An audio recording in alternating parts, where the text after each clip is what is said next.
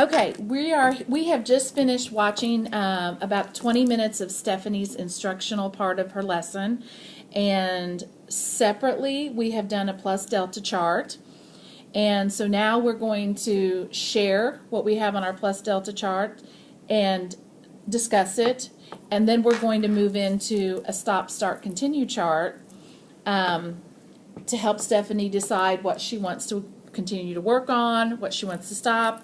And so first we're going to start with some positive and some room for improvement. So I'm going to just kind of take turns here. Sure. So and when you say a few things, I'll see if I have them as well. Okay. And I just thought right at the beginning, I was waiting for all students to be ready, getting all their attention before I started. So I thought that's important to make sure all eyes were on me. I wrote that as well. I forward. wrote slant. I know you don't. I don't think you use slant, But I'm the familiar same with it, thing. right. Okay.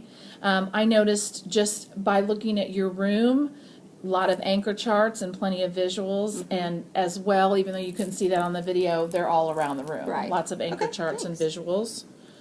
I talked about just having an activity to catch their attention immediately, to motivate them, get their attention right away. That was part of her hook. She had good questioning with her hook. A lot of good things in questioning that kind of go on, but her questioning throughout the lesson was very sequenced.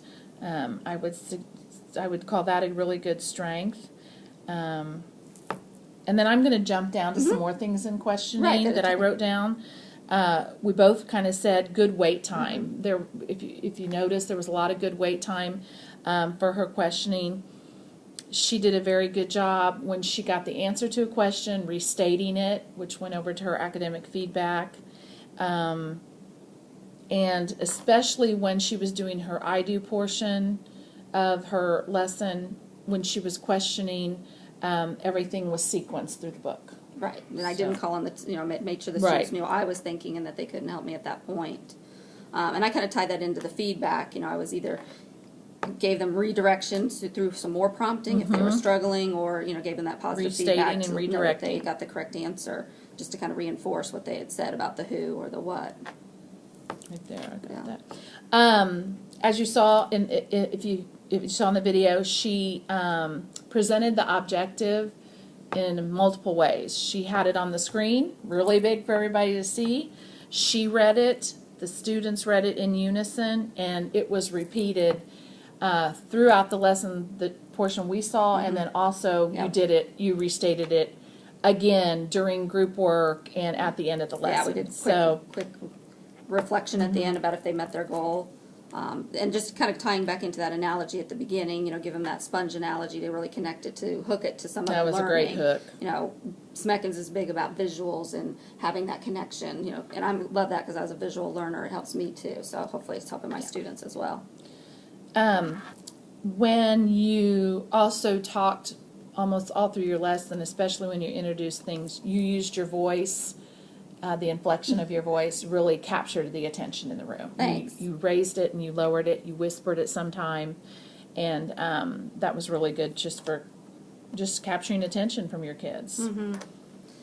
Another thing I noticed is that, I call on multiple students, especially the LD. I don't let them just sit there and do nothing. Even, my girl that stutters, I make sure that I call on her. And my kids are really good. They're patient while she gets out what she needs to say. And we've got a strategy we're working on with her as well to help her. Joey and I have a strategy we're working on to have her stop, think about it, restate it. Okay. Yeah. And I wrote that too. I said she asked the special needs kids equal amount of questions, and really she asked them questions that all the other students were answering too. I know you differentiated Their books for were you when differentiated needed, and but things like that. but you called on them equal amount of times. I like how you gave clip up opportunities, so to motivate them to keep paying attention. Yeah, just kind of the same thing, the gradual release model, trying to get that in, connecting to some other learning. I connected it to their bowling in that one book, so trying to connect it to, and our text structure, I connected to that, so just kind of showing them how it all goes together. Yeah, she modeled her I do. She reminded them when you went into one time during the I do, one of the girls raised her hand, and you had to remind her, this is my think time. I noticed, something obviously to continue doing is redirecting some behaviors and ignoring some behaviors. In the videotape, there were some behaviors going on in the back corner of the classroom.